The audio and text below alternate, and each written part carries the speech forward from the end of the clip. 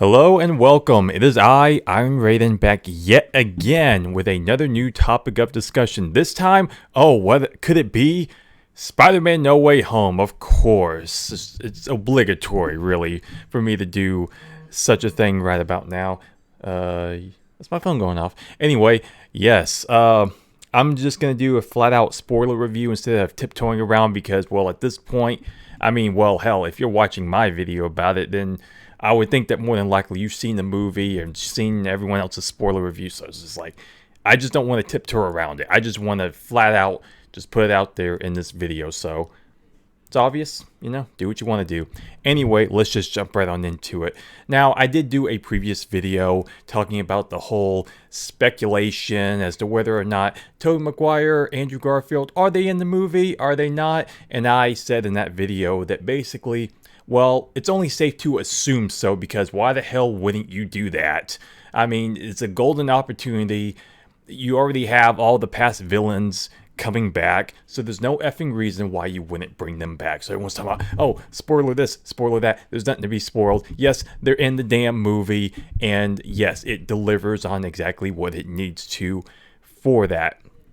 Now, see, I felt like there are definitely issues with this movie. Nothing to where I could say it truly hinders the experience. A lot of people seem to be loving it right now, and I personally did enjoy it. Probably not quite to the extent that everyone else is. Like, to me, I can't see myself going back and watch this almost on like repeat. Like, I wanted this to be like, from like top to bottom, be like, oh, like really, really, really into it. Now, also keep in mind, I actually did have a bit of a headache going in and watching this, so I try not to let that hinder me because, well, I just get headaches and sometimes they just creep in and just ruin something.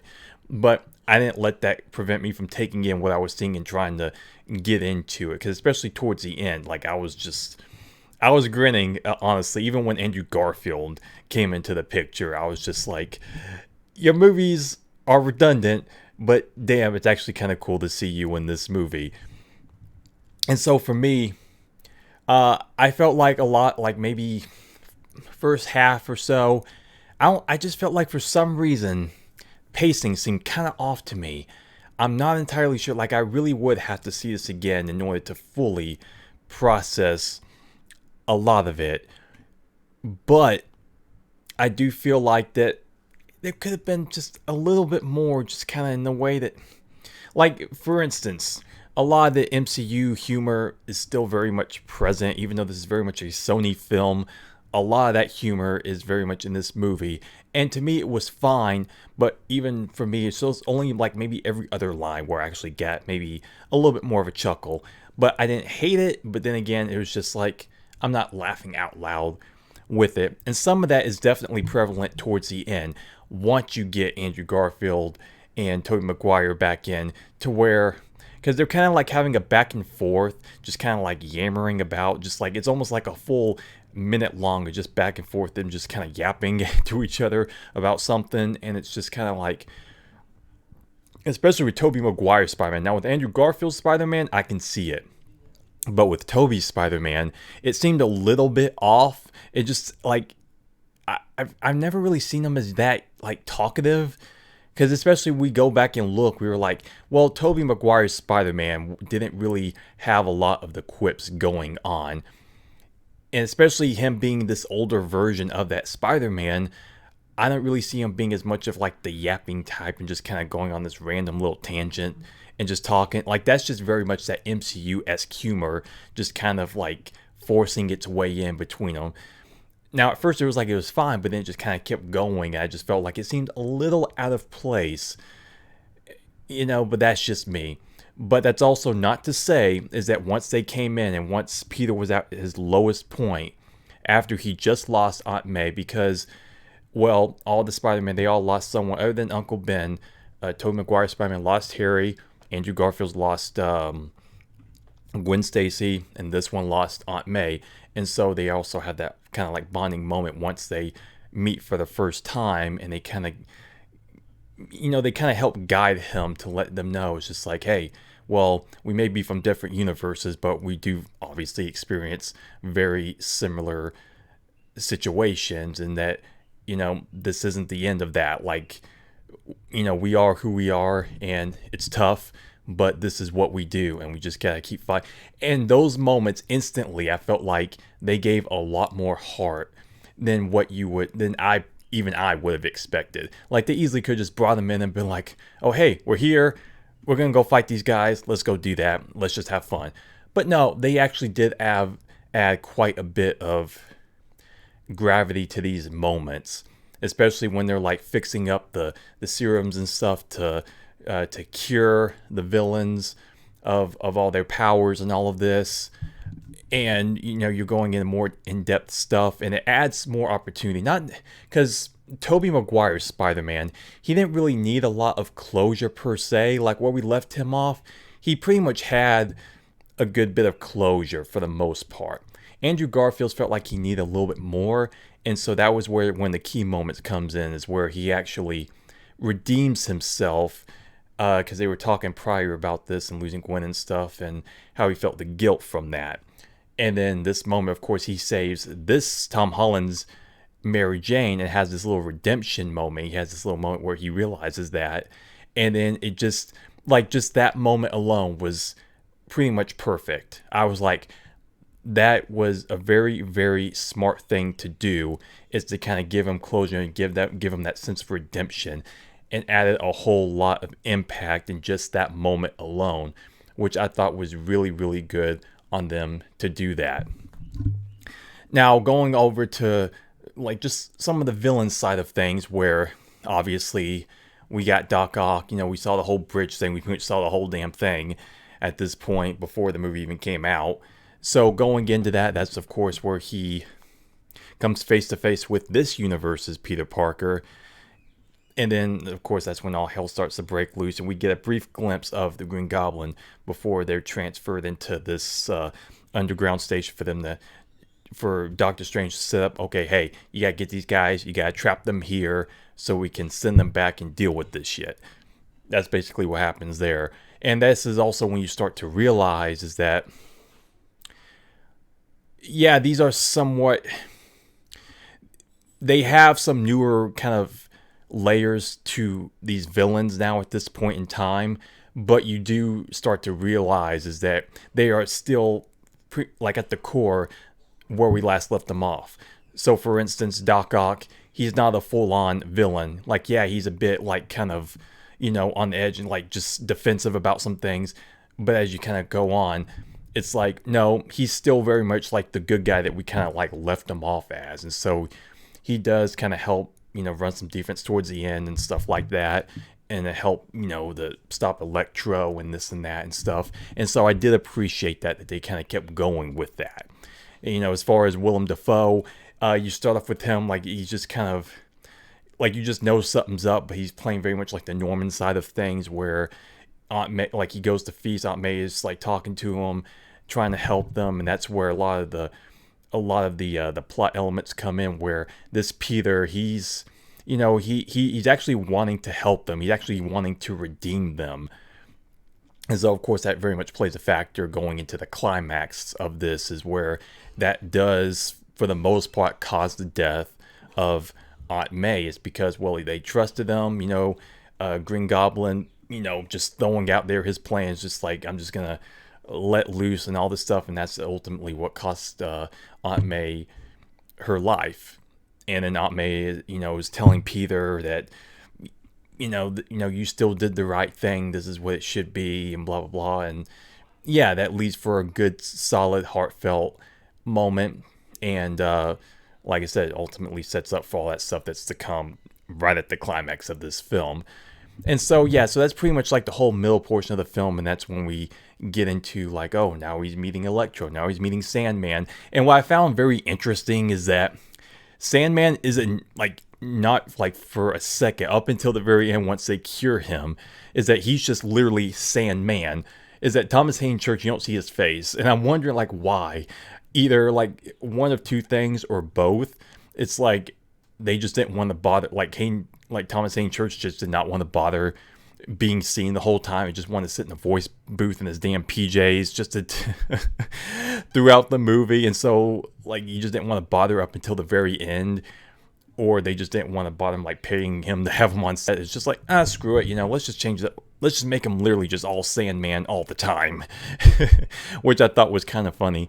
And at first, like I said, where we left off the villains, where he's kind of siding with Spider-Man at first, but then he kind of is like, it's like, I don't know if I trust you, this and that. And so again, it just kind of picks up where we for the most part left these characters, which again I do appreciate.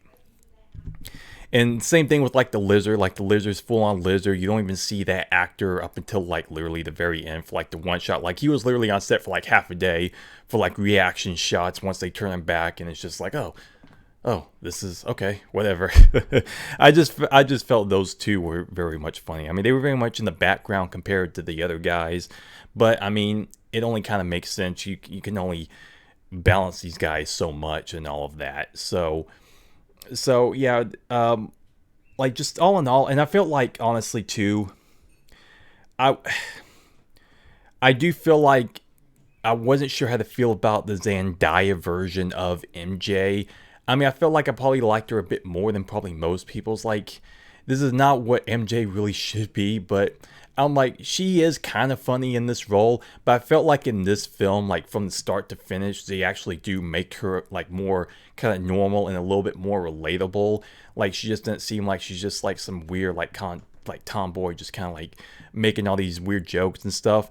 It's like, no, they actually make her like they do humanize her a bit more to where you can kind of like see her just being a normal girl and just dealing with her relationship with Peter and all that stuff. And then by the end of the film, like once all of this stuff starts to culminate, they deal with the threat, then that's when Peter comes up with the idea that, can we just let the world forget about Peter Parker and just wipe away all knowledge of him? And that's something that I didn't expect. And I'm like, okay, that's actually a pretty big damn deal.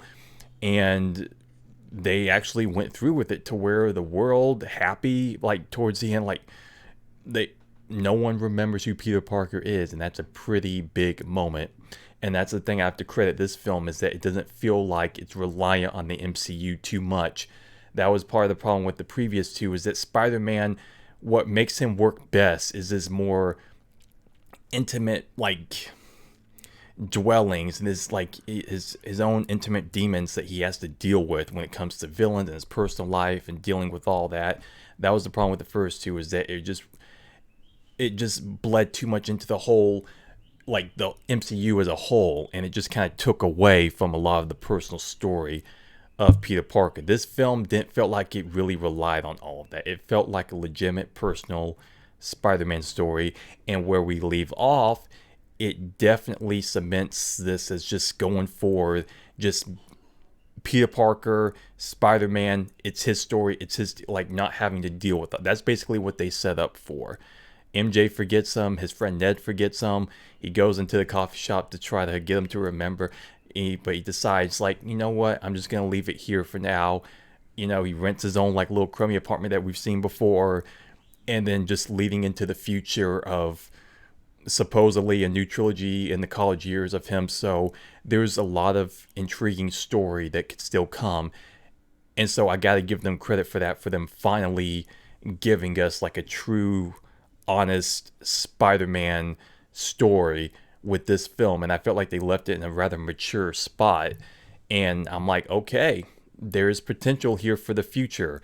Not just relying on too much of the extra stuff. It's just Spider-Man, new suit and everything. It looks very much more classic Spider-Man, brighter red, brighter blue, all that good stuff. And just, yeah, I mean, I gotta give them credit for that. Like I said, once Tobey and Andrew come in, especially Tobey, just those more somber moments between them, just watching his facial acting and all of that, it was good to kind of see that again. I see them just being that mentor towards this newer Peter in those moments. And I'm like, I really enjoyed that. Like I said, some of the MCU stuff and the kind of like yapping back and forth was probably a bit too much, but for the most part, they were actually rather honorable with a lot of those moments, and I have to give them credit for that. So, and the Doctor Strange stuff is all well and good throughout, and so for me, all in all, I do think it's actually a rather solid film. I definitely would have to see this a second time to see if I feel a little bit better about it, or maybe even a little bit less. I don't know. Like I said, I may not say it's the most extraordinary thing like most people, but as far as like some of the fan service that they do give you, I do feel like a lot of it is earned and not just there in your face just for the sake of it. Like I said, a lot more of the more really good intimate moments right towards the end, or what really kind of sold me on it, that showed me that, hey, and like where they leave off Tom Holland's Spider-Man, it's being like honest with itself, like it's actually doing some good, honest and grounded storytelling with Spider-Man, and that very much I could appreciate. And so, yeah, I mean, I'd give it probably, at this moment in time, I wasn't really looking to do a numbers rating, but maybe 7.5, maybe 8 out of 10. Like I said, I would have to see it again just to kind of finalize a lot more thoughts on it, especially with how I was feeling. But for the most part, definitely gave me about as much as I wanted and about as much as I expected. Probably could have been a bit more, but this is the best of the three, and they do have some good, honest moments with the storytelling, and so I gotta give it credit for that. So anyway, just to wrap it up right now, that is my review of Spider-Man No Way Home. Very much like a celebration, if you will, of the past and then where we are now. Like I said, just few extra layers that they gave me that even I didn't expect, so I can appreciate that. I am Iron Raven, and I am out.